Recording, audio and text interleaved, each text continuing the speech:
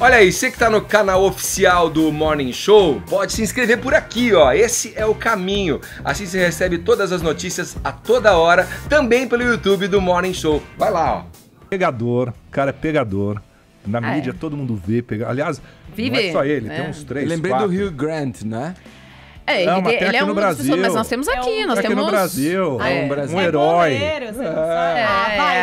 Não tá me ocorrendo, dá licença. Tá bom, eu vou falar aqui a história do Ronaldo Fenômeno, todo mundo sabe. Pô, claro. É boleiro, é bombeiro. Bombeiro. E bombeiro é famoso. Esse lugar hoje está na veia da praça, né? Não é, tem artista também, não lembra lá? Teve uns Fala lá. Nomes. Não, agora eu não vou lembrar. O que namora lá, que era casado com a Cléo Pires, que também saiu. Vou te falar, peraí, isso é o menos, Romulo Arantes Neto. Isso é o menos também isso é o menos importante. Lembra, deu todo aquele escândalo. É o menos importante. Isso que importa é um dado que revela um perfil psicológico, né? Doentio. Mas não é, tá dentro disso. Não, tá dentro disso, Edgar. O cara sai e depois nega. Zé, deixa eu me colocar. O que eu tô dizendo é com relação a esse antagonismo da mente do cara que se sente atraído por isso, mas ao mesmo tempo tem ali um ódio arraigado e exprime esse ódio em cima A gente não pode generalizar, né? Isso é um dos perfis, mas é algo muito recorrente. É algo muito recorrente, quer dizer, a pessoa no fundo tem um desejo que ela não consegue admitir nem pra ela mesma e ela acaba colocando esse desejo pra fora na forma de ódio, né? Vamos seguir? E vai na negação, sai com o cara e depois fala, não saí, era um mal entendido. Não gostava, eu nem sabia que escuro, era. Não sabia. Vamos seguir aqui, ó. Ô, Paulinha, quer dizer que o Woody Allen é uma grife do cinema, a gente já meio que sabe. Tanto que a Amazon se apercebendo disso, né? Quer dizer, se utilizando desse... digamos, dessa máxima entre o mundo cinematográfico, foi lá e já contratou o Woody Allen para um filme que nem existe ainda. Então, é meio que... A gente já sabe que ele vai fazer uma série, lembra? É meio como aqueles compositores clássicos eram contratados pelas cortes para compor as músicas. Olha, faça uma música para... O Bar era contratado pela igreja. Então, e outros para outras cortes, enfim. Faça uma música que nós teremos uma festa, compõe aí uma sinfonia, enfim. Isso. Então, quer dizer, o Woody Allen tá nessa proporção também na mesma onda com a Amazon, né? Eles contrataram pra fazer uma série, o próprio Woody Allen falou que nem sabia o que ia fazer. Agora parece que ele já mais ou menos sabe, né? A gente já falou até que a Miley Cyrus vai estar no elenco, o próprio Woody Allen, que o programa se passará na década de 60. Isso a série pra Amazon, beleza. Agora a Amazon foi lá e falou, então, Woody, esse próximo filme tem algum deve ter, Ed? Será que o Woody Allen tá nesse nível, vendendo filme que ainda nem existe? Não sei. Eu acho que sim. Bom, os detalhes, óbvio, a gente não sabe. O que se sabe é que vai ser uma comédia romântica ambientada na década de 30 e ali por Los Angeles e Nova York, e esse filme ainda não tem título. Aí a grande curiosidade disso, quer dizer, nesse filme novo não tem nenhuma, porque a gente não tá sabendo nenhum detalhe. Mas eu acho que é da negociação. Porque o que tem de diferente, né? É o serviço de streaming comprando cinema. A gente teve um exemplo do Beasts of No Nation, o ano passado, que foi o grande investimento da Netflix, de olho no Oscar. Acabou que não emplacou na premiação. Ganhou algumas outras coisas em outros festivais. É um filme muito bom. Acabou boicotado nas salas de cinema, que disseram, o quê? Vocês vão passar um filme em casa e vão passar antes em casa, agora aqui no cinema? Peraí, como é que vai ser essa nossa relação? A gente que lançava os filmes aqui nos cinemas, agora você quer vender no seu serviço de assinatura um filme pro cinema? As redes de cinema foram lá e boicotaram o Beasts of No Nation, não quiseram passar em muitas salas. Foi um fracasso de bilheteria cinematográfica. Essas coisas só dão certo por aqui, né? Com os 10 mandamentos, né?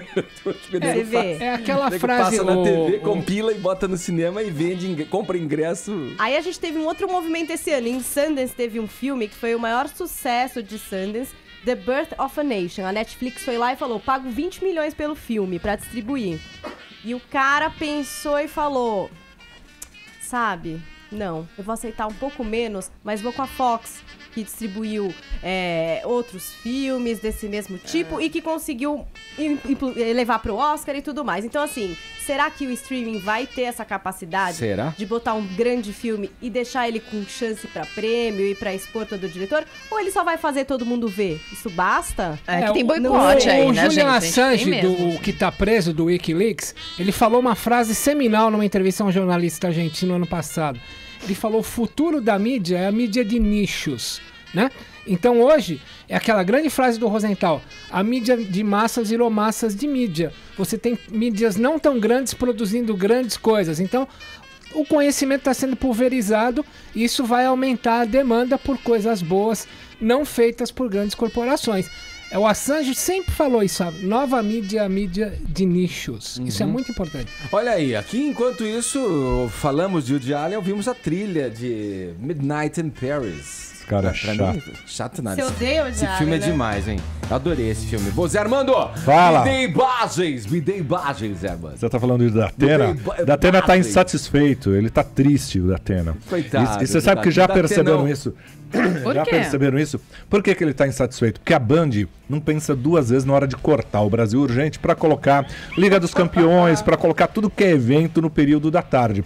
E aí eles fazem aquela conta que é assim, não, o futebol atrai anunciante, o futebol momentaneamente durante 5 partidas ali marca talvez 1, 2 pontos a mais do que o Brasil Urgente. Só que esquecem que esse é o período em que o Datena é nada abraçadas no Ibope, é onde ele melhora o Ibope dele, porque tem as enchentes aqui em São Paulo. Né? Com enchente, com a cidade parada, engorda a audiência do Datena. E quem conhece bem o Datena já percebeu que ele tá mais humano. Não, ele tá mais afastado, sabe?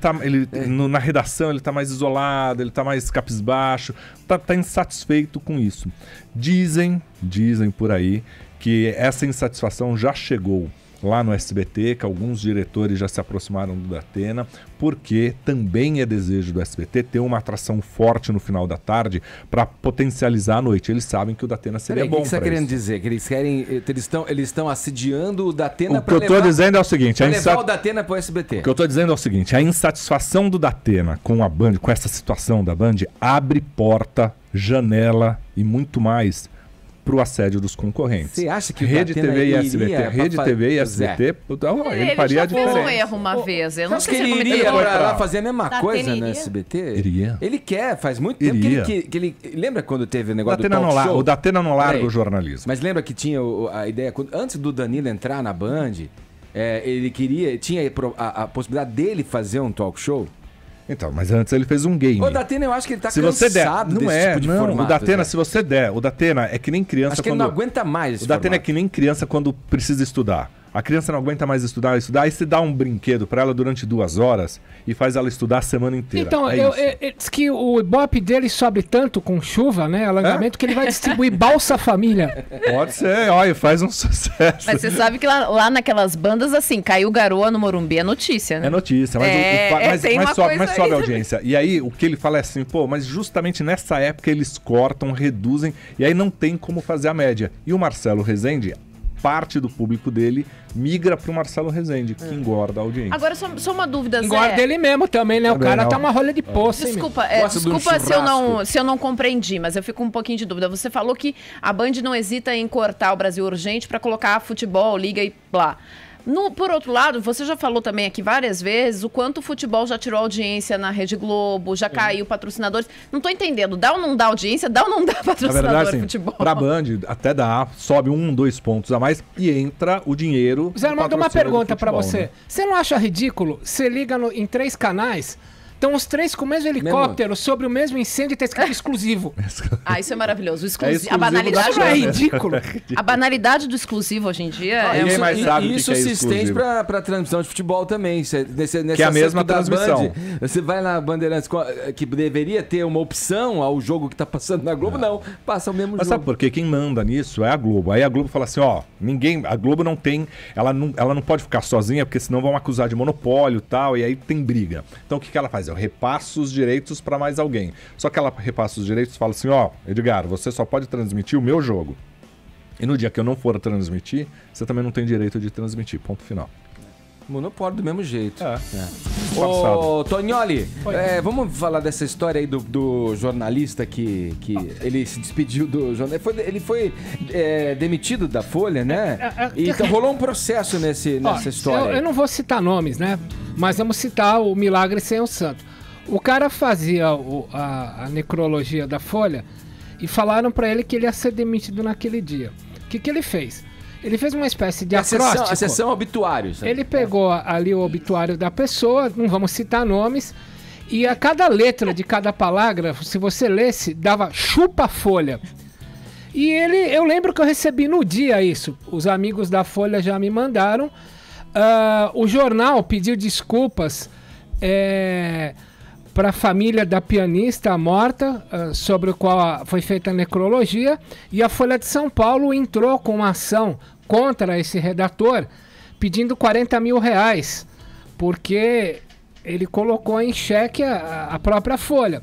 E quando foi ontem, a juíza Andréa Machado, aqui da Vara do Trabalho de São Paulo, deu uma vitória para esse jornalista, falando que apesar de ele ter feito o acróstico, ele não distribuiu isso nas redes sociais, isso vazou de uma maneira controlada, e o próprio diretor do jornal já havia pedido desculpas para a família da pianista morta.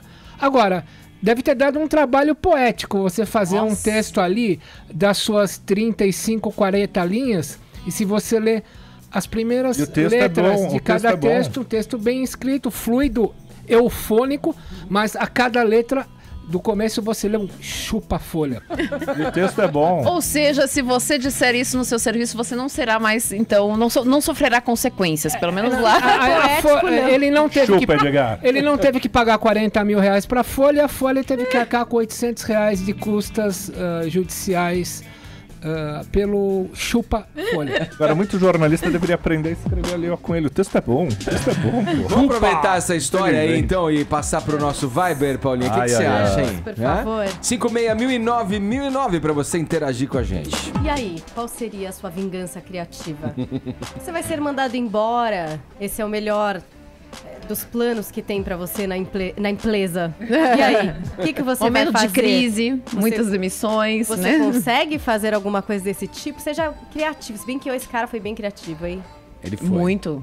Foi e assim, classudo, não é? É um enigmático, né? Muito.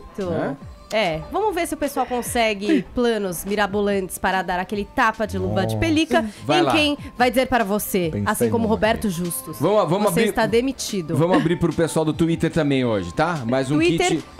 Mais um kit tá valendo. Isso. Tá bom, hashtag JP Morning Show no Twitter, gente. E no Viber 56.009 mensagem de voz. Não esquece de falar seu nome e as idades. Boa. Não sei se você vai poder falar seu nome, hein?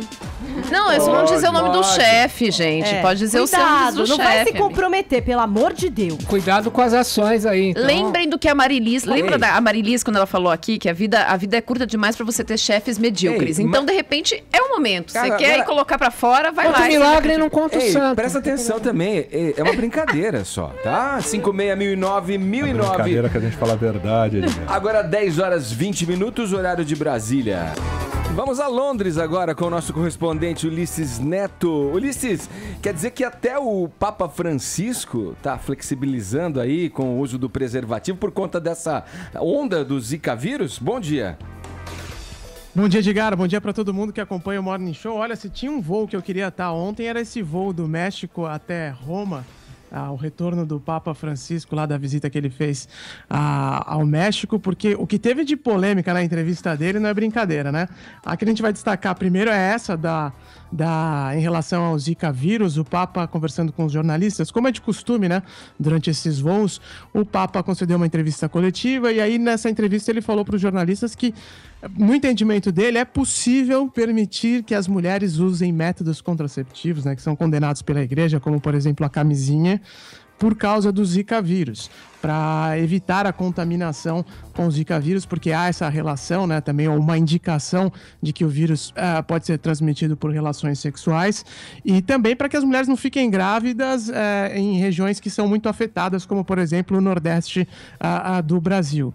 E aí ele falou o seguinte: o aborto de jeito nenhum, o aborto continua totalmente vetado pela igreja, mas a camisinha pode ser flexibilizada nessa situação de emergência, Edgar. Fora essa talvez, quando você falou das várias frases que polemizaram aí do Papa, foi a bronca que ele deu no falastrão candidato republicano Donald Trump, né? Com relação à história do muro nas fronteiras com o México, ele dizendo que uma pessoa com essa atitude, com esse desejo de construir muros e não pontes, não pode ser considerada cristã, né? É, isso aí mesmo. Imagina o Papa condenando um candidato a presidente dos Estados Unidos, né? Contestando a fé dele.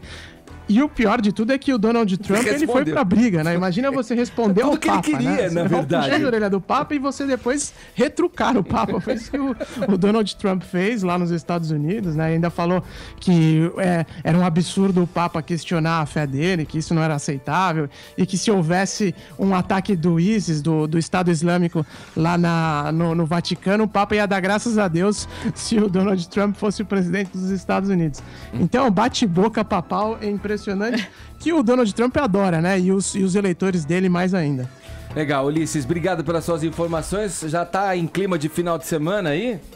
Já, e aqui tá um dia bonito, Edgar. Hoje tá legal aqui em Londres. Tá frio pra caramba, mas hoje tá legal. Tô preparando aqui o que eu vou fazer nesse final de semana. Eu virei plateia de uma conversa sua com a Paulinha aqui e vi o teu podcast sobre os brasileiros, os londrinos que casam e essa diferença de culturas. Muito legal, viu? O Londres Real. O Londres Real, exatamente. É um podcast piloto mostrando as diferenças, né, das pessoas, das relações. Um brasileiro casado com uma gringa que não gosta de tomar banho. Imagina isso, né? Choque de culturas. Né? Acontece quando você vive fora, viu, Ulisses? Valeu, Ulisses. Bom fim de semana. Obrigado, viu? Valeu, Edgar. Um abraço pra todo mundo. Bom final de semana pra você. Legal. Ulisses falando com a gente diretamente de Londres. Agora é o Rio de Janeiro, com o Rodrigo Viga, prefeitura da cidade da Baixada Fluminense. Olha só. Proíbe livros didáticos que falam sobre homossexualidade. Mas aí recua, volta atrás pela polêmica, pela repercussão negativa. Bom dia, Viga. Fala, Sangue. Beleza, Sangue? Tá me ouvindo bem? Fala assim, eu ouvo você bem. Eu ouvo. Tinha um adesivo da Jovem Pan que era essa brincadeira. Eu ouvo a Jovem Pan. Você tá falando aí da gosta de não tomar banho, coisa e tal, esses casais globais. Eu tenho conhecido, rapaz, que ele foi pra Suíça e se encantou por uma local. Aí tá, tudo bem, periri, bororó, e ela sempre se incomodava com o banho dele noturno depois do trabalho, rapaz. Aí rolou um debate interno. O pior, quando ele começou a tomar banho, ia ao banheiro e dar descarga. Aí os vizinhos começaram a reclamar também. Eu quero sentir um pinto fora do lixo, amigo. É que a gente tem essa cultura mesmo, né? Muita água e abundância. Quer dizer, na nossa cultura carrega essa tradição assim, né? De muitos banhos e banhos e banhos e banhos. Reclamavam da quantidade de água que ele gastava e do barulho que ele fazia ao dar descarga, 10 horas da noite. Aí, vamos acordar todo mundo, coisa e tal. Enfim. Será que nem o Zica, que prefere os sujinhos e os fedidinhos, não vai demover essa galera dessa ideia? Sei lá, né, meus amigos, enfim. Edgar, polêmica é o que não falta aqui no Rio de Janeiro, né? Todos sabem que aquele lembra do rezo, né? Acabou caindo, né? Era uma questão de tempo, né? O secretário estadual de Direitos Humanos, um pastor, que deve estar agora cuidando das suas ovelhas. E entrou um outro secretário de governo do Rio de Janeiro para assumir essa pasta dos direitos humanos e também já falou um monte de barbaridade, até trouxe no microfone da Jovem Pan do Jornal da Manhã o novo secretário, o Paulo Melo, que é o cara que tem que cuidar justamente da igualdade entre gêneros, cor, raça e coisa e tal. Falou que garrafa que leva querosene nunca perde o cheiro, coisas do gênero, né? Pois é, barbaridade completa e extremada. É um xiita do machismo. Agora vamos dizer o seguinte, meu caro Edgar, e a situação, o problema não fica circunscrito à cidade do Rio de Janeiro, não. Aqui a vizinha, Nova Iguaçu, que fica na Baixada Fluminense, conseguiu aprovar uma lei na sua Câmara Municipal que proibia a veiculação e também o uso de livros didáticos nas escolas do município que falassem da homossexualidade, inclusive da própria homofobia, da relação entre casais do mesmo sexo. Foi uma lei que passou pela Câmara Municipal aprovada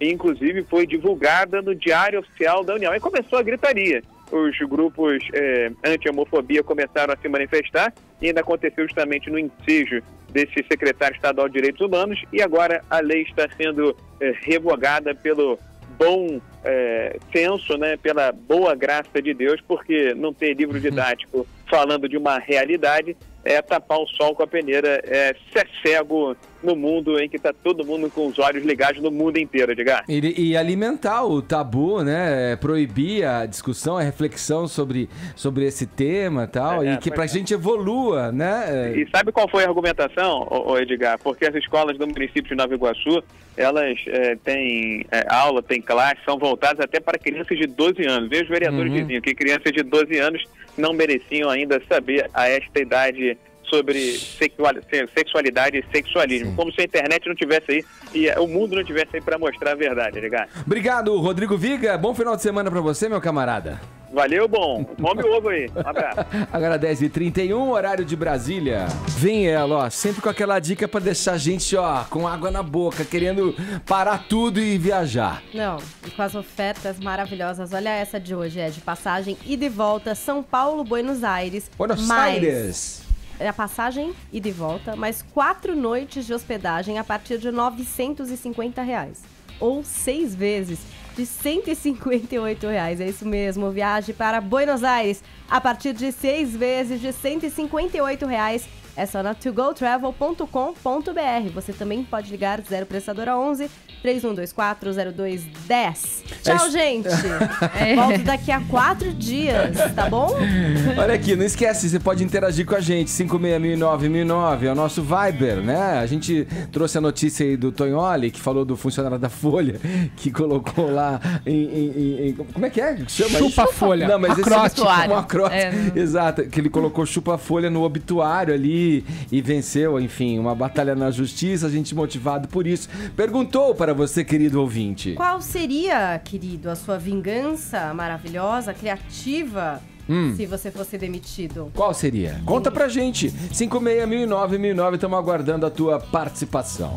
Vocês devem ter visto essa campanha do Facebook com a hashtag Desafio da Paternidade. Não sei se vocês devem ter esbarrado. Na verdade, da maternidade. Desculpa, da maternidade. Vamos fazer da paternidade, eu quero botar mais. Calma, é isso. Não me atropela, José Armando. Não me atropela. Na verdade, a chamada da maternidade para falar da paternidade ausente, talvez, aí na história. Vamos lá. Começar do começo. Depois dessa enrolada master aqui, na verdade, assim, eu queria saber, Ellen, você que acompanhou isso, qual é a reclamação recorrente aí apontada pela campanha? Na verdade é o seguinte, mamães da bancada que me ajudem, né? Tô aqui pra te ajudar. Vamos lá, Paulinha, você que é mãe. Houve esse desafio da maternidade, era uma hashtag desafio da maternidade, em que uma mãe desafiava a outra a traduzir em fotos o que é ser mãe. Isso. E aí todas as mães entraram na campanha botando fotos fofinhas, né? Fotos bonitinhas com seus filhos, blá, blá, blá e tal. Bom, houve uma reação a isso. O que aconteceu? Uma mãe extremamente sincericida, com a qual eu me identifiquei, resolveu dizer, olha, não, eu não vou entrar nesse desafio da maternidade porque ser mãe não é esse paraíso todo, eu tô aqui. E ela contou todo o desespero aí de 40 dias, eu fiz uma cesárea, eu tô toda operada. Ela tá no pós-parto sofrendo como muitas. A grande maioria das mulheres. E aí ela disse assim, olha, eu amo meu filho, mas eu detesto ser mãe. Essa menina foi linchada, o Facebook excluiu a página dela. Ela foi denunciada, foi denunciada, né? Foi linchada por ser sincera. Bom, e aí começou uma série de debates. Por quê? Porque teve essa história da menina que disse, olha, ser mãe é bonitinho, mas não é tudo isso, não.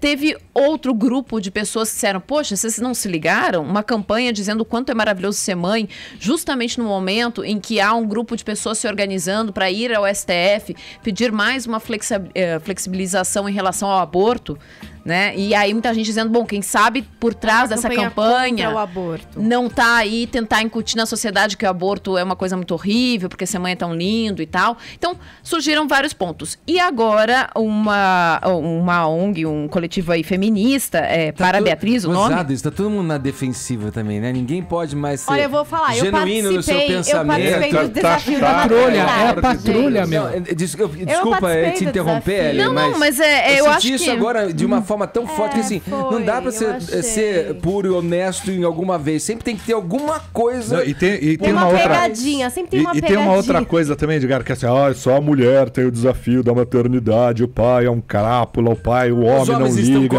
Os homens estão condenados. Tem muito pai bom.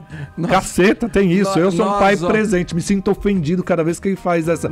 Só a mulher pode ficar com a criança. Não, e aí o que aconteceu é o seguinte, eu acho que a despeito da patrulha das redes sociais, a despeito da patrulha das redes sociais, o debate é bom. Eu acho que o debate trouxe à tona 3 faces que são legítimas, né? A das mães que são mães e gostam de ser mães e se sentiram nascidas para isso. A das mães que foram mães, mas sabem que não nasceram para isso e existe, né? Porque ser mãe não é algo natural da mulher, como muitos dizem. Não é natural, é uma coisa que você aprende, você é criada para. Nem todas nasceram para isso, nem todas têm essa identificação. E a questão do aborto que foi trazida. Os 3 pontos são interessantes. Mas aí surge uma nova campanha agora, que é o desafio da paternidade. Que na verdade é uma ironia, uma brincadeira. O que aconteceu? Nesse desafio da paternidade, as mães estão colocando o seguinte: aqueles pais que não são assim tão presentes. Ou seja, falando deles, de pais que não são tão presentes. Não sei se nunca é presente, mas, por exemplo, quando a gente conversa com o professor Roberto da Silva, que é professor da USP e que é um ex-interno da FEBEM, ele fez um estudo seríssimo dentro da antiga FEBEM aqui em São Paulo e descobriu que bem mais da metade dos internos não tinham pais. No Brasil, a ausência de pai é uma realidade, sim, em muitas classes sociais. É uma realidade e uma realidade que tem consequências nesses sistemas. Não dá para generalizar, porque na hora que vai para Facebook, para essas coisas, se generaliza... Não dá para generalizar, esse é um pai. Olha, eu acho isso... Porque sempre quando se separa, a criança tem que ficar com a mãe. Eu acho essas porque a mãe é mais presente. Não é mais assim. Então, mas o raciocínio é esse sempre. Mas não é por você ser um bom pai, José Armando, que os outros vão ser também. Que é ausente. Você não pode falar que você que é um pai exemplar, que os outros vão ser. Olha, essas patrulhas... Tá mudando. Fala, Tonholi. Essas patrulhas são tão pesadonas, tão tristes. Poxa vida, a mulher falou que amava o filho, odiava ser mãe. Pô, antigamente, eu não sou muito velho, é óbvio, eu sou seminovo em bom estado, saía tudo pela urina. Você falava pro cara assim, ô seu negão, ele falava seu branquelo aguado, ô seu viadinho. Tava tudo bem. Hoje virou motivo de patrulha, de processo, de exclusão. As pessoas estão se auto-excluindo em nome de acusar aquele que excluiu alguém. Isso é um absurdo. É uma patrulha de qualquer coisa. As coisas não saem mais pela urina. A gente vive na época do ressentimento, da condenação, do bloqueio. E às vezes também acho que a gente tá voltando aos anos 80. Se você pensar, olha aqui, ó. Tem agora a geração Y, como foi capa da Veja, tinha a geração X, que não estava interessada por nada. Voltou a dengue, voltou o terrorismo, ou seja, a gente tá voltando tudo pra trás. Eu não tô entendendo nada. Sabe que eu não concordo, eu vejo uma evolução nisso, porque, é uma patrulha... Evolução da patrulha. Não é uma patrulha, é um debate. Quando que a gente ia ter esse debate? É um debate que tem muita gente. Eu acho que é legal o debate, mas eu acho que nas redes sociais muitas vezes é patrulha sim. E é chato pra caramba. Por exemplo, eu não gosto de corrente, em geral, tá? Tipo, eu desafio você, aquela e outra pessoa a fazer qualquer coisa, eu já acho chato. Desde a época do Ela, que até era pra uma coisa legal, uma doença, mas na verdade era pra arrecadar dinheiro, não era pra ninguém ficar jogando balde de água fria apenas, né? Vamos lembrar disso. Então, eu acho chato o negócio de corrente. Agora... O problema, tipo, por exemplo, minha irmã ela me pôs lá, desafio da maternidade, ela acabou de ter bebê, ela tá feliz, postou suas fotinhos. Gente, e daí? Bom pra ela. Eu fui lá e falei, eu vou participar. Minha irmã me colocou, minha mãe me colocou. Eu achei uma graça, fui lá, coloquei também o meu videozinho. Não fiz um desafio a ninguém, porque é chato você... fazendo a corrente, entendeu? Mas acho demais ter amor na timeline. Pais, mães, todo mundo. Amor, acho muito mais legal do que essa chatice de ficar todo mundo o tempo inteiro achando problema. O debate é super legal. Agora, essa invasão na timeline dos outros, inclusive na outra mãe que tá triste, tá num período difícil... Acho chato pra caramba. Muito, muito chato. Olha, tá passando o limite a chatice. Até foto da mãe com o filho. É isso mesmo. O cara vai lá, olha, querida, mas é uma campanha do aborto. Bom, mas pra mim, amor, era uma coisa que eu pus minha irmã. Sabe como chama isso nos Estados Unidos? Parabéns. Vigilante. É o cara que fica vigiando a vida de todos e punindo em rede social o tempo todo. Quero lembrar uma coisa. Recoloquei no meu Twitter agora uma história que eu vou justificar porque eu tô falando. Como eu investiguei o filho do Fernando Henrique Cardoso, esse que ele assumiu sem ser dele, numa encomenda feita pela Folha de São Paulo nos anos 90. E que agora estourou tá lá no novamente. Twitter. Bom, fui processado pelo Fernando Henrique? Não. Tava lendo uma entrevista do advogado do filho do Lula, o Dr. Cristiano Zanin Martins, que já fui amigo dele e tenho o maior respeito por ele. Mas o Dr. Cristiano confessou ontem ao site Consultor Jurídico que ele está processando 35 jornalistas. Meu, que é isso? Isso é patrulha também. Olha, se você se sente ofendido lá fora, você faz a exceção da verdade. Você fala, não fiz isso e pronto. Aqui não. Então, processar jornalista, como o Lula tá processando 35, ficar fazendo patrulha porque a mãe falou que ama o filho, mas odeia ser mãe. Isso é coisa de um Estado Islâmico, de um talibanato de cidadania que não se compraz em aturar aquilo que é diferente dele e vai lá pela punição, pelo bloqueio. É o que eu falo sempre. O politicamente correto é uma das tantas extensões do Estado Islâmico latino-americano. Ou não, né? Ou é uma evolução nossa. Não, ou é uma evolução nossa, porque o politicamente correto é uma forma de evoluir culturalmente também. O debate não viria à tona como... Mas deixa eu só registrar aqui o Twitter. Espera um pouquinho só. O que eu queria colocar aqui, e o que eu acho que é o grande lance que a gente tem que fazer o exercício, a proposta é muito mais amor na timeline. Todo mundo quer isso. E eu acho que, assim, a reflexão é boa. Agora, você tem que ver a partir do que está se propondo a reflexão. É a partir de um ódio, é a partir de uma desconfiança, é a partir de um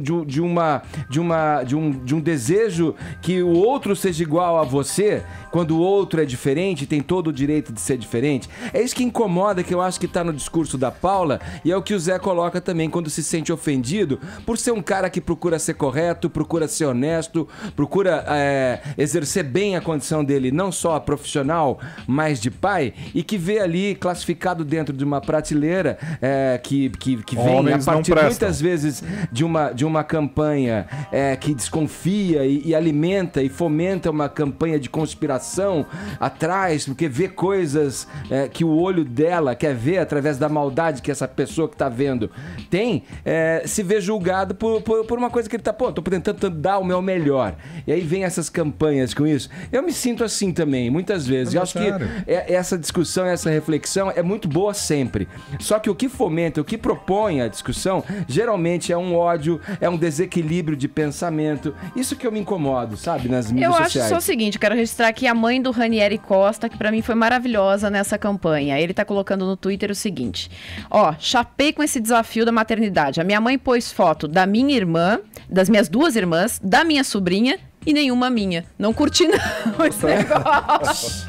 Vamos desanuviar aqui a história. Vamos falar um pouco daqui do John Frusciante, que pra mim é um dos maiores guitarristas do rock. Ele que teve uma trajetória longa aí ao lado do Red Hot Chili Peppers, ali praticamente uma década, se eu não estou enganado, mas fez álbuns clássicos como Mother's Milk, o Blood Sugar Sex Magic, o Californication, e tem uma carreira solo também muito profícua, né, Tonholi? É um grande guitarrista porque ele prefere usar o silêncio para valorizar o som, né? É o contrário do que a gente vê aí. E ele anunciou ontem, o Frusciante, que ele está lançando um novo álbum solo, só baseado em músicas do famoso diretor de filmes de terror que estão limítrofes ao trash, que é o John Carpenter. Para você lembrar do John Carpenter, ele que estreou a série Halloween, né? Depois ele fez A Fuga de Nova York. Halloween é de 78, Fuga de Nova York é de 81.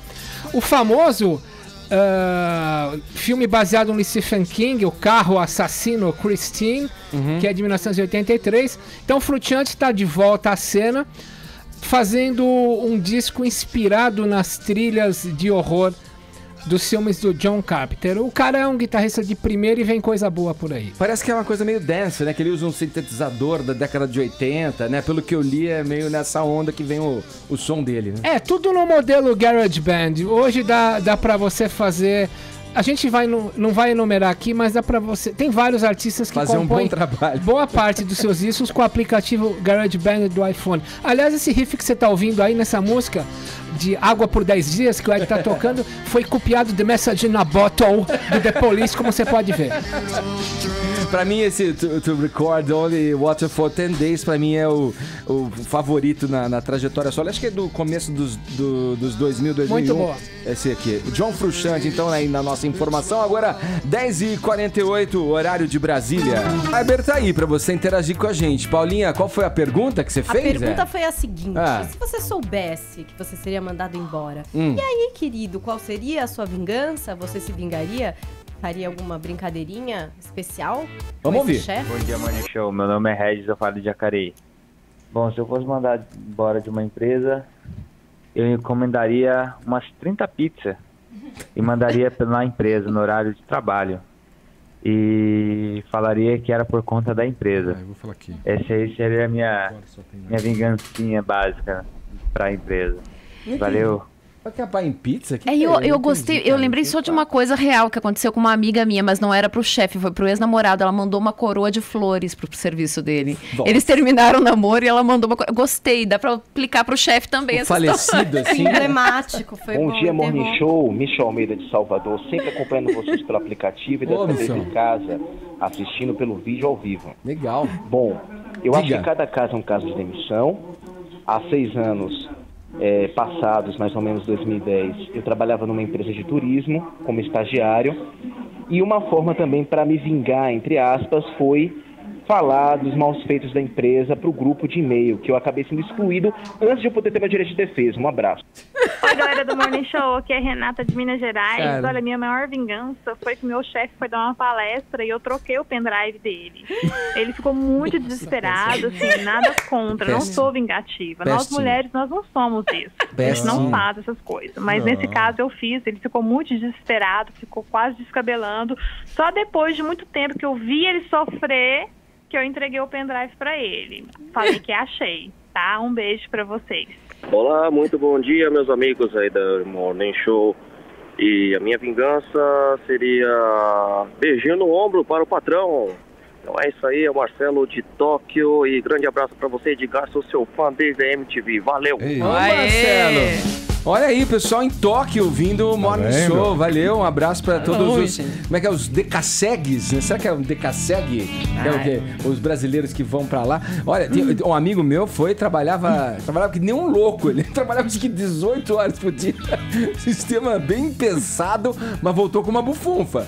Voltou com uma bufunfa e fez várias coisas aqui, ó. Vamos lá, Paulinha, é você que eu falo sobre o vinil, a série Vinil? Segunda temporada. Vamos falar vinil. Você fala Adele e agora você quer falar Vinyl. Porque o próprio canal tá falando Vinyl, né? Mas, pô, é vinil. Aí se eu falar vinil, vão falar... Escuta, querida, é vinil ou é vinyl? É vinyl ou é vinil? Vinil. Bom, é aquela série lá, né? Bolachão deveria ser. Mick Jagger... Não, é toda a temática também ambientada nos anos 70, isso, de uma gravadora. Anos 70. Na ótica de uma gravadora ali, um cara que levanta uma gravadora. Basicamente isso aí. E aí é legal muito dessa série, eu tô louco pra ver. Eu não vi ainda, mas eu vi trailers e li a respeito. Viu, Tonholi? Você já viu alguma coisa a respeito? Eles tratam esse ambiente, essa cena, da perspectiva de um cara que ele quer levantar uma gravadora. Ele é dono de uma gravadora. E tem vários ícones do rock que estão representados ali. Então você vê muito bem o David Bowie, você vê o Zeppelin, você vê as figuras, né, da época e também coisas fictícias no meio. Então você fica, né, dentro do imaginário que você tem dos anos 70, representado ali em bandas ali. E é muito bacana que é o Scorsese que fez o primeiro... e Mick Jagger. O primeiro episódio foi ele que dirigiu, né? O primeiro episódio que ele dirigiu de 2 horas do especial que aconteceu a estreia na HBO no domingo, inclusive agora tá no YouTube. Eu vou postar pra vocês, dá pra assistir, mesmo que você não assine, né, aí na TV a cabo, tem muita gente que não assina, pode assistir no YouTube na íntegra esse conteúdo do primeiro episódio. E o legal é que eles já, então, confirmaram agora a 2ª temporada. Então, pra quem gosta de seguir realmente uma série, ter uma continuidade... pode se animar, porque a saga exatamente do Rich Finestra... é esse personagem do Bob Cannavale, vai continuar para uma próxima temporada. E as produções da HBO são sempre maravilhosas e muito bem feitas, né? Então tá a dica. Eu vou postar para vocês o link para assistir o primeiro episódio no YouTube. Quem assina a TV a cabo vai poder continuar assistindo a série. Tá sendo transmitida ao mesmo tempo, Brasil e Estados Unidos. Então você não vai estar perdendo nada. E aí, a gente fica esperando...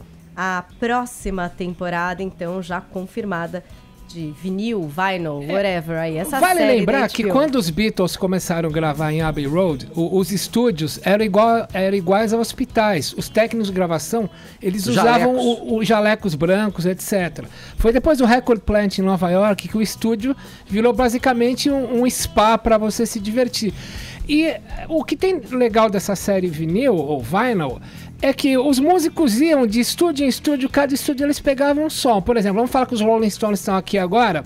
Você pegar aquele famoso disco Exile on Main Street, 5 músicas de lá, eles foram pro interior do Alabama, num estúdio chamado lá Muscle Shoals, é a cidade, que só ali tinha aquele som, só a madeira daquele lugar. Então as pessoas ficavam viajando o mundo todo para pegar ambiências. Agora eu pergunto para vocês, hoje você compra um aparelhinho qualquer, ele traz até assim um preset. A partir disso você consegue ter o ambiente de Muscle Shoals. Será? É o bom e velho plugin. Será? Né? Se ele falou isso aí, então eu lembrei de 2 coisas. Que uma relacionada aos Beatles, só pra linkar as coisas que você falou, e o Abbey Road. Tem e a HBO, Paula, que faz o filme, a série, o vinil, né? Tem um especial do Paul McCartney, feito pela HBO, que é At the Abbey, né? Que ele mostra todo o processo de gravação, como é que funciona, tocando todos os instrumentos e usando os emuladores da época, os teclados, tudo, e como foram feitas algumas das músicas mais clássicas dos Beatles. Vale muito a pena conferir. Se eu não me engano, Paul at the Abbey, alguma coisa assim, mas se você colocar HBO, Paul McCartney, vai vir esse DVD lançado, que dá uma noção muito boa disso. E a outra história eu me esqueci. Daqui a pouco eu conto. Vamos falar com quem quiser. Armando, eu falo agora? Acho que com ninguém pela hora, né? Uma hora, olha a hora. Tem um tempinho ainda, você não consegue. Você vai me dar 10 segundos. Tá bom. Você quer que eu fale disso em 10 segundos, Edgar? Não, seria sacanagem. Tá parecendo a Ellie que não me deixa mais falar também. Só ela briga aqui. Seria sacanagem com vocês, Zé Armando. Vamos lá, 10h59, horário de Brasília. Morning Show, sou a revista radiofônica, como eu sempre digo, todos os assuntos estão aqui com a gente no programa, entretendo você, conversando com você durante as manhãs da Jovem Pan. A gente fala agora com o ator Zé de Abreu, ele que faz parte da novela Regra do Jogo. Tá na reta final já a novela. Tudo que eu sei, o Zé Armando me passa de informação. Bom dia, Zé. É o pai. Bom dia, ouvintes da Jovem Pan. Bom dia. Vitória na guerra. Vitória na paz, rapaz. Tá cultura guerra. Ele que vive o Gibson, né, Zé? É o pai da facção. O pai da facção, meu Deus. Tudo agora tá em Vai, Zé Armando, vai, manda, Zé. Zé de Abreu, primeiro assim, como quer fazer esse cara que, na verdade, é um pai da família ali, manipula toda aquela família, tem todo o interesse, aos poucos o telespectador descobre que o cara não presta, né? Pois é, rapaz, mas é tão comum isso acontecer aqui no nosso país, né? Mas foi um presente, né? Foi um presente da Mora e do João Emanuel, porque eu não sabia que teria essa dimensão. Há 2 anos, quando eu fazia Joia Rara, eu tinha acabado de fazer Avenida Brasil e tal, com a Mora também, e eu fazia Joia Rara. No começo de Joia Rara, ela me falou, tem 2 papéis que você fazer na novela do João. E eu lembro que ela falou, um é pobre, um é rico. Eu falei, eu quero fazer o rico, eu quero ser o Fagundes, eu quero sentar na cabeceira da mesa, com aquela família grande. E ela falou, não, mas faz o outro é melhor, o outro é melhor. Olha, ficou 1 ano mais ou menos nesse negócio, entendeu? De fazer um ou outro. Aí no final do ano passado, a gente jantou junto um pouco antes do Réveillon, e ela voltou a insistir. E aí eu convenci ela que eu já tinha feito muito pobre, né? Que eu tava com vontade. Queria melhorar de vida. Ela falou, mas já fez Joia Rara no Milionário. Eu falei, mas é a novela das 6. Na cabeça das pessoas que só veem a novela das 8, eu ainda tô no lixão. Então eu queria mostrar do luxo ao lixo. Ela falou, bom, tá certo, pelo menos esse cara é um bilionário, tarará, mas não sabia nada de... Você não sabia que você ia ser o pai da facção? Quando que você soube disso? Olha, eu tive uma intuição na reunião que teve com o elenco inteiro no dia 5 de maio. E quando ela passou uns... eu chamo de slide, mas não é mais slide. Esse negócio aqui na... Uma apresentação ali. Uma apresentação lá. E aí apareceu a facção. Quando ela começou a falar da facção, ela falou, a facção E aí foi mudando o slide, né? Ia mudando o slide, como ela falava, a facção, ao contrário do que está acostumado, não é no morro. O Morro da Macaca é um morro que não tem tráfego. A facção aqui, o crime é feito em alta escala e é na avenida, não é o crime que ele está acostumado a ver em morro, tráfico de droga, essa coisa toda. E num dos slides apareceu o Gibson no cantinho embaixo e ela trocou rapidamente, entendeu? Eu vi que não era para ter aparecido. Aí fiquei com aquilo na cabeça. Ela não queria, então, que ninguém soubesse, nem você e nem ninguém do elenco? Não, ninguém do elenco sabia. Acima do pai. 2 meses depois, um tempo depois, primeiro dia de gravação, ela me levou... A Amora tem sempre um camarim, que às vezes ela gosta de conversar pessoalmente com o ator antes de começar a gravação e tal. E me levou pro camarim dela e falou assim, olha aqui, ó. Você vai ser um dos detonadores de toda a segunda fase da novela. Agora, só vai ser se ficar quieto. Se falar, não vai ser mais. Agora, acima do pai... Mas não falou a palavra pai, nada disso. Acima do pai tem um avô, porque tem essa expectativa de que não, acima do Gibson pode ter alguém. Existe um avô, existe uma mãe ali, o que é que você já sabe? Não tem avô nenhum, não. Não é possível ter um avô, porque é um sonho pessoal do Gibson. É uma coisa muito pessoal dele. Aquela história, ele sofreu um assalto muito violento na casa dele. E as filhas dele foram violentadas, não sei se na frente dele ou não. Na cena que parece, o bandido arrasta uma das meninas, mas ele diz que elas foram ultrajadas, as filhas e a mulher, que ele apanhou muito e foi altamente ultrajado. Quando levou as mulheres da polícia, foram obrigadas a passar por exames constrangedores e responder perguntas como se fossem as culpadas. Para quê? Para nada. Ninguém moveu uma palha para prender os bandidos. Aí ele resolve ele mesmo fazer justiça. Aí que começou a facção. Ele conta isso por Orlando. Lá olha, a relação dele com a Kiki, eu desconfio até desse começo, viu, Zé de Abreu? Não, aí vai... O que já tem é o seguinte, que a Kiki descobriu, não sei se através do Romero, porque ela era casada com o Romero. Eu acho que através do Romero, isso não está muito claro. Ela descobriu que eu era o pai. E ela chega e diz, ela vai contar hoje ou amanhã, isso já foi dito assim, não tão claramente, que ela descobre e fala pra ele, pô, ô pai, descobri que você é o pai, vou ter que te acusar. E ele pega ela e leva ela embora.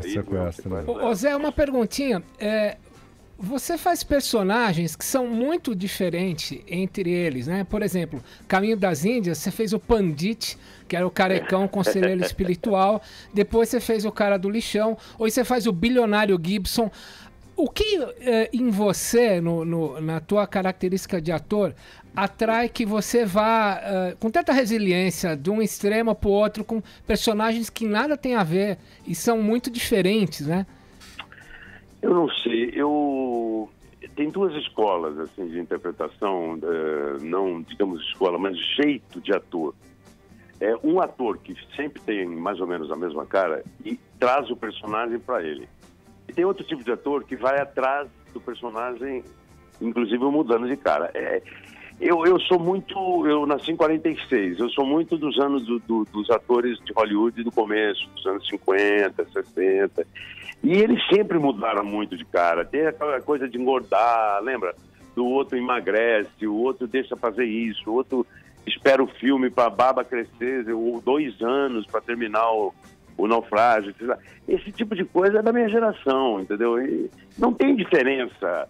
No fim, se o ator é bom, ele chega lá do mesmo jeito. O Zé viu que ele era genial e fazia tudo igual. Só que ele fazia tudo diferente, sendo a mesma cara, né? E era genial, não há critério de valor nisso. Eu acho que são características diferentes, eu gosto de mudar bastante. Zé de Abreu, corre uma informação aí de que você, o Alexandre Nero, a Giovanna Antonelli, a Bárbara Paz serão talvez os mais exigidos nos últimos capítulos e que vocês já teriam algumas reuniões aí com a Mora, com o João Emanuel, que mais ou menos já sabem que a reta final vai ser de muita ação. É verdade isso? Olha, cara, eu não fui convocado para essa reunião, mesmo porque eu acho que se tiver que falar alguma coisa, comigo não precisa falar. Tenho 35 anos de Globo, eles me conhecem profundamente. E eu acho que ontem teve uma reunião da Mora com o Schroeder, mas acho que coisa de detalhe. Hoje o diretor perguntou, você foi na reunião ontem? Eu falei, olha, não estou sabendo disso não. Corre muito boato, entendeu? O fato é o seguinte, vai haver, a partir do capítulo 162, aquela casa vai virar um inferno. E isso já é na reta final, praticamente na reta final. Na última semana, aquela casa vai virar um inferno. Todo mundo vai para aquela casa. Agora, engraçado, você me falou uma coisa, você falou nesses 3 personagens. Sim. E a Mora tinha me dito alguma coisa na semana passada que eu não registrei. De que eu iria ficar muito feliz porque ela achava que como é que é mais ou menos? Enfim, que esses 4 personagens iam ficar na memória do espectador claramente. Não sei, deve ter alguma coisa. Aí tem, tá vendo? Zé, você tá falando bastante da Mora, claro que a diretora está trabalhando agora, já trabalhou antes com ela. E as pessoas... 5 novelas. Então, e as pessoas acham a forma como ela faz diferente do que é feito. E até dessa vez tinha a história da caixa de dramaturgia, da mudança de câmeras, depois a novela, teoricamente, né, pelo que a gente ouve, por pesquisa, sofreu ajustes e tal. Como que é trabalhar com essa diretora e o que você enxerga de diferente nela?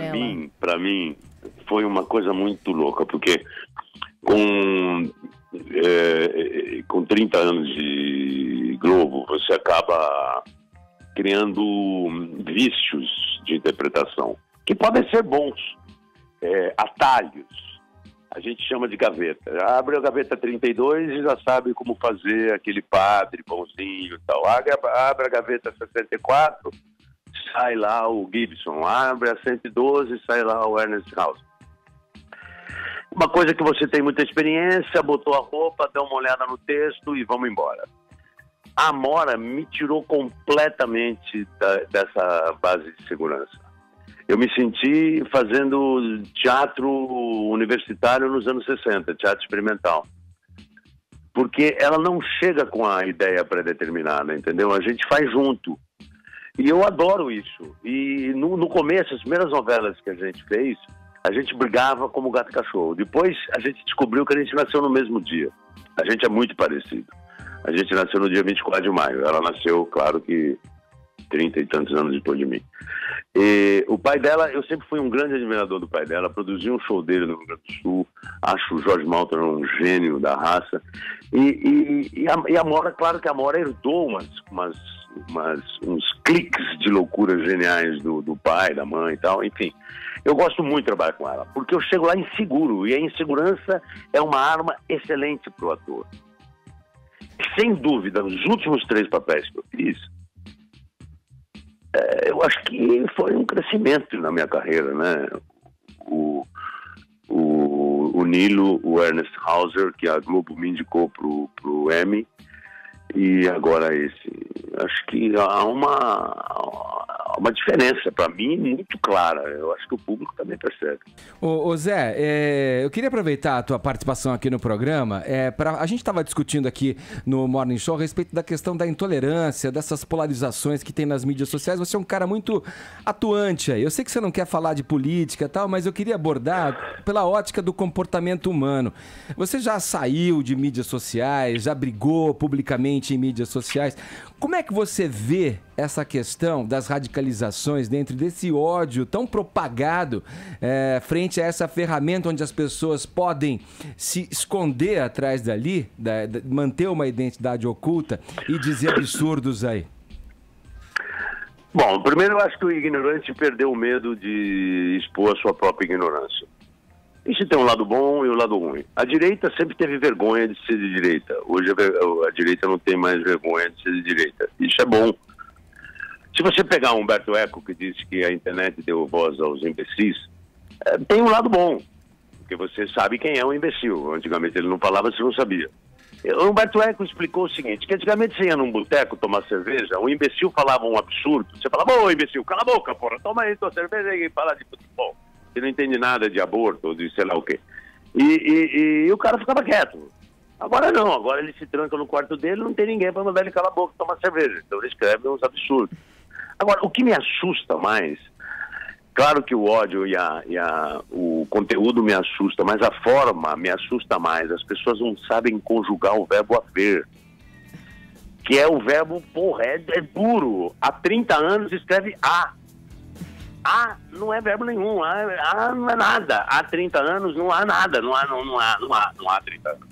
Não tem, é uma coisa muito louca, como a ditadura acabou com a educação básica do Brasil.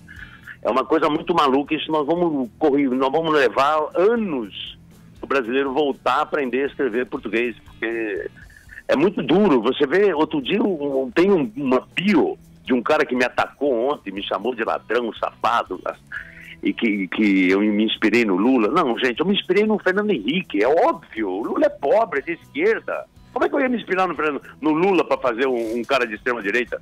Eu me inspirei no Fernando Henrique. O coisa, você vê, ele mandou fazer aborto, ele mandou dinheiro lá pra fora e tal, e pinta de príncipe, mete o dedo na cara da Dilma. E o que você acha, já que você tá falando disso, o que você acha do Petrolão? É uma invenção, mestre?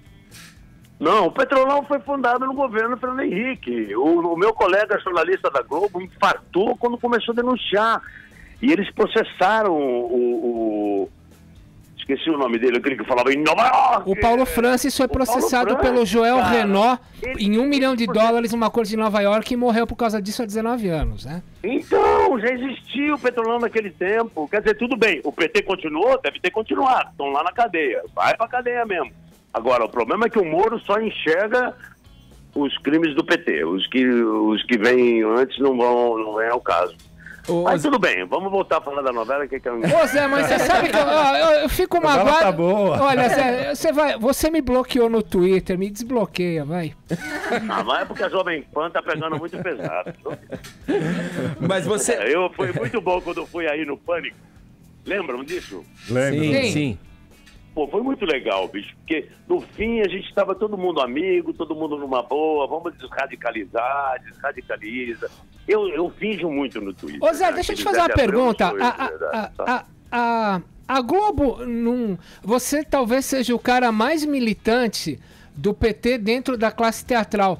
A Globo nunca reclamou que você... Por exemplo, o PT agora está fazendo uma campanha... Tá atacando o triplex dos Marinho para contra-atacar o triplex atribuído ao Lula. Nunca ninguém fala nada que você é muito aguerrido politicamente, Zé? Nunca. E nem vão falar. Quando eu provoquei 2 donos já. Sim. Eu provoquei no sentido, estou atrapalhando? Absolutamente não. Pelo contrário, você é a prova viva de que nós, como nosso pai, nunca nos metemos na vida. Um deles me falou, vai ter que comer muito feijão para chegar perto do Oduvaldo Viana Filho, que era do Partido Comunista e fez a Grande Família, estava no ar até o ano passado. Mário Lago, que era o grande comunista, né? Mário Lago, Dias Gomes, o autor de Rock Santeiro, ao lado de Aguinaldo Silva, era do Partido Comunista, nunca mexeu. Tem uma história do Dr. Roberto, que ele ligou para um militar e falou, dos meus comunistas cuido eu. É verdade. Eu falei isso com o João Roberto Rio falou, pô, eu falei, posso usar isso? Ele falou, pode usar, no livro na biografia do Nelson Rodrigues, o Anjo Pornográfico, que tem uma... então aqui vai uma boa pergunta. O Nelson Rodrigues era um cara de extrema direita, apoiava a ditadura, mas foi censurado pelos militares. O viés político dele nunca te impediu a fazer algo do Nelson. Você separa o homem da obra, né, Zé? Óbvio. Eu fiz o maior projeto de Nelson Rodrigues da história do Brasil, chamado Nelson Rodrigues 60 anos de teatro, aqui no Teatro Nelson Rodrigues, da Caixa Federal. Nós montamos A Mulher Sem Pecado, uma peça dele que foi praticamente desconhecida, porque foi antes do vestido de noiva. Fizemos leitura dramática de todas as peças, passamos todos os filmes que foram feitos sobre eles. Foram 6 meses de Nelson Rodrigues aqui no Rio, para ninguém botar defeito. Patrocinado por quem? Governo Fernando Henrique Cardoso, Pedro Malan e o vice-presidente. Ô Zé, você nunca sofreu nenhum ataque na rua porque você ataca muito Tucano, etc. Nunca vieram pra cima de você, tipo fizeram com o Chico Buarque? Deve ter tido, não? Porque você é o mais aguerrido. Toda vez que você bota um nickname, que você bota um apelido, CEH, de Abreu, você bota uma foto, aquilo não é a gente, cara, é uma persona. Ninguém é exatamente aquilo que bota no Twitter, no Facebook ou no... A gente sempre tem uma mudança. No momento que você sabe que aquilo vai ser público, psicologicamente você se coloca numa posição diferente daquilo que você sabe que não vai ser público. Ô Zé, agora... Então aquele Zé Guerreiro não tem nada a ver comigo. Eu sou da paz total. Ô Zé, eu acho que Eu comecei essa entrevista dizendo vitória na paz. Sou da paz. Sou brincalhão. Ô Zé, eu acho que essa pluralidade, ela é benéfica para o processo democrático. Mas sem dúvida nenhuma. Sem dúvida nenhuma. E aí você está dizendo essa persona, mas eu queria...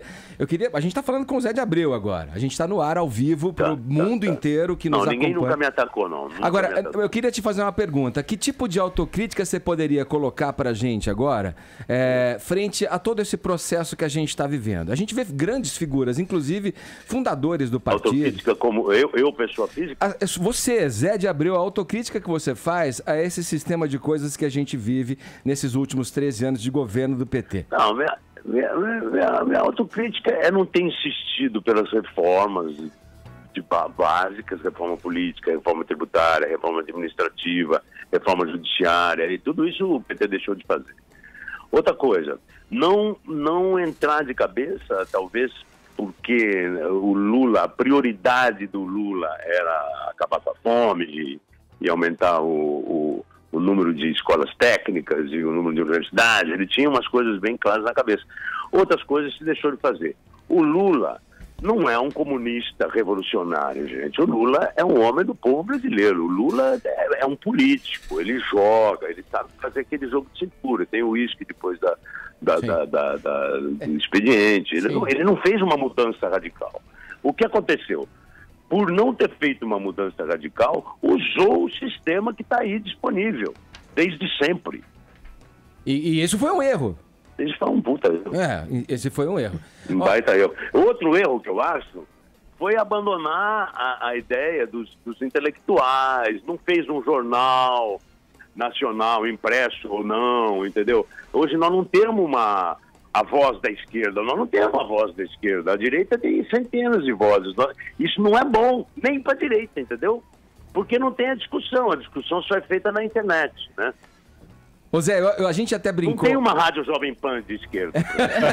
Mas você tá vendo, você tá falando aqui o que você pensa, defendendo o teu ponto de vista abertamente. Ô Zé, mas tem esses blogueiros aí que ganham uma fortuna da Petrobras, do Banco do Brasil, que são uma parcela expressiva do governo, não? Você vai lá ver. Pede o contrato, eles abrem o contrato. É aberto, não é fortuna, não. Ô Zé... Esse é papo de coxinha. Ô Zé... Gente, nós estamos vivendo a maior hipocrisia da história do Brasil. Fernando Henrique mandou pagar 2 abortos. Mandava dinheiro lá pra fora. Comprou a reeleição. Saiu hoje página inteira no Globo, com chamada em primeira E o Lula tá processando 35 jornalistas, enquanto o Fernando Henrique não processou ninguém que acusou ele desse negócio do filho, inclusive o filho que ele assumiu, né, mestre? Mas é a primeira vez que sai alguma coisa contra o Fernando Henrique na história do Brasil. Vamos apostar que ele não vai processar ninguém, Zé? Ó, tem 35 processos do Lula contra jornalistas. Coitado do Lula, gente, carregando aqueles isoporzinhos, nadando num laguinho, pescando tilápia num barquinho de 400 pau. O bote dele, né? É 4 mil, não é 400. Não tinha nem motor de pompa no barco, brother. A gente brincou aqui, né? Falou assim, a gente tem umas enquetes aqui. Ontem falamos da questão de barrar na festa. Quem você barraria na tua festa em função do Paul McCartney, que foi barrado lá na festa do Grammy e tal. E aí as pessoas estavam falando, eu barraria o Lula. Eu falei, não, o Lula não barraria, porque eu queria ter a oportunidade de olhar na cara dele e falar, bicho, e aí, velho, o que deu errado, Lula? Eu queria perguntar pra você, pô, que é um cara que deve estar próximo aí. Não deu errado, cara. Não dá pra fazer tudo. Mas se você compara, aí que tá, é duro isso, mas você só pode falar assim de um governo comparando com os outros, né, bicho?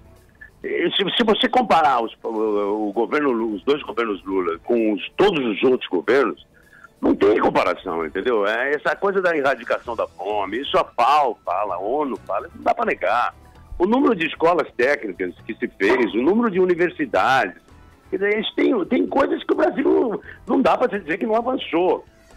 O lance é que a grande maioria da população, na época do governo passado, não tinha internet pelo menos como tem hoje. E a grande maioria desses jovens que estão na internet hoje não viveram o governo Fernando Henrique. Não viram fila de 10 horas para um cara ser gari aqui no Rio de Janeiro. Lembra disso? Com a capa que saiu em todos os jornais do mundo. Sim. Uma fila de engenheiros, químicos, não sei o que lá, que iam ser gari aqui no Rio para ganhar mil reais, né? Isso você não vê mais. Você não vê mais molecada pedindo dinheiro na rua. Mulher com 3 filhos com o nariz sujo pedindo dinheiro Ô Zé, até porque o Itamar Franco e o Fernando Henrique estabilizaram a economia para o Lula poder. Um consolidou e o outro distribuiu, não é? O Franco foi muito bom. O Fernando Henrique não pode agora dizer que é pai do Real, como ele não é pai do filho da Miriam Dutra, cara. É foda. O cara tem mania de tomar filho dos outros. Ô Zé, mas essas coisas boas que você tá falando, essas coisas que foram implementadas... Eu botei no Fernando Henrique, tá? Essas coisas que foram... O Fernando Henrique era meu ídolo de juventude. Literatura de axila, chamava. Olha, tá vendo livro dele embaixo do braço. Tá vendo como até a ideologia dinâmica, né? Ela tem que se adequar aos tempos. Ele era de esquerda, cara. Ele era de esquerda. Ô Zé, mas esses implementos, essas melhorias na questão da vida do brasileiro, dos mais pobres, que você tá colocando, ela não pode também obliterar a razão de que muita coisa errada foi feita em função de erros no percurso aí, na maneira de conduzir o país, né? Essa é a grande crítica que se faz, né? Quando se esperava muito... Você viu é claro. E como é aquela história, nós somos diferentes. Era o discurso. Quando tomou poder, não era diferente. Ficou igual. A Miriam, você vê o que a Miriam fala ontem, na coluna da Mônica, sobre o Fernando Henrique, a soberba, quando ele pensou em ser presidente, como ele mudou, a história dele sentar na cadeira do Jânio Quadros no dia seguinte desinfetou a cadeira. É aquela coisa dele ser aquele paulista quatrocentão. Isso é aí que tá. O poder modifica o homem. É uma desgraça. É uma desgraça. Mas, olha, essa é uma desgraça. Deixa eu te falar. O que você acha? Eu escrevi a biografia do Romeu Tuma Jr., talvez que é por isso que você tenha me bloqueado, que fala que o Lula era informante da ditadura e apesar dele processar 35 jornalistas, eu não tomei nenhum processo. Como é teu nome?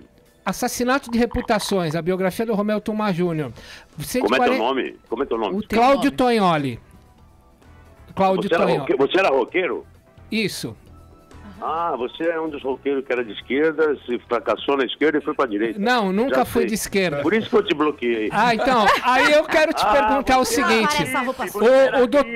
O doutor Tuma... Era maconheiro, tomou ácido lisérgico. Não. Era uma puta de uma boa cabeça. Era um cara inteligente pra caramba. Não sei o que aconteceu, parece que... Deixa eu te perguntar... no ônibus. Deixa eu te perguntar uma coisa. E virou historiador do Tuma, é isso? Não, o doutor Tuma conta que o Lula fazia greves. Meu pai. Ele fazia greves para poder aumentar, combinado com as montadoras, o preço dos carros. Por isso que Miguel Jorge virou ministro dele. Esse era o cara de esquerda, Zé? Você acredita no torturador? Não tem provas de tortura. O doutor Tuma era torturador. Tem prova? Foi condenado? Não foi para a Comissão da Verdade? Quem acusou condenar. ele na Comissão da Verdade?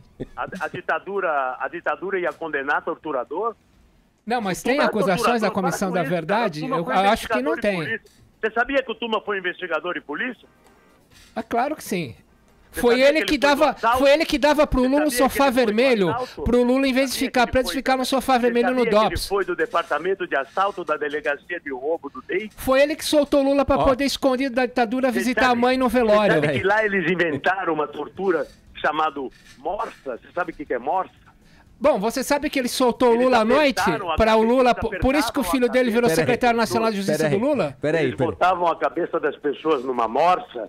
E o doutor Tuma fez isso por acaso? O Lula foi visitar a mãe dele no velório porque o doutor Tuma soltou ele de madrugada. Olha só, o nosso tempo... Meu pai foi delegado de o nosso tempo acabou, a sineta aqui. Ô Zé, eu queria convidar você para tomar uma cerveja com a gente. Meu pai foi chefe do Romeu Tuma no DEIC, rapaz. Meu pai foi delegado de primeira classe quando o Tuma era torturador, cara. Nós temos que encerrar, Zé. Eu queria agradecer a tua participação aqui no programa, convidar você para tomar uma cerveja, bater um papo com a gente, mais ameno. Bora, mas volta a tomar ácido, rapaz. Para de fazer biografia de torturador. Olha. Essa não é a sua. Olha. Ô, Tuma. Ato falho. Ô Zé, obrigado, viu? Um abraço pra você. Boa sorte. Esse Zé de Abreu conversando com a gente na programação aqui do Morning Show. Caramba, olha pra onde foi o programa. Você vê que coisa. O rádio é uma maravilha por causa disso, né? Você fala de todos os assuntos, a conversa vai endereçando. Ele não queria... deixa eu falar pros nossos ouvintes, porque o Zé, ele não queria falar. Ele falou, não, vou falar de política, vou falar da novela. Mas é inevitável conversar com ele, que é uma figura tão atuante, né? Pró-governo, enfim, que acaba... E clara, né? Uma pessoa... Acaba passando por cima, talvez, do que uma crítica mais ferraz ali, de uma pessoa que está no centro-direita, faz ao governo.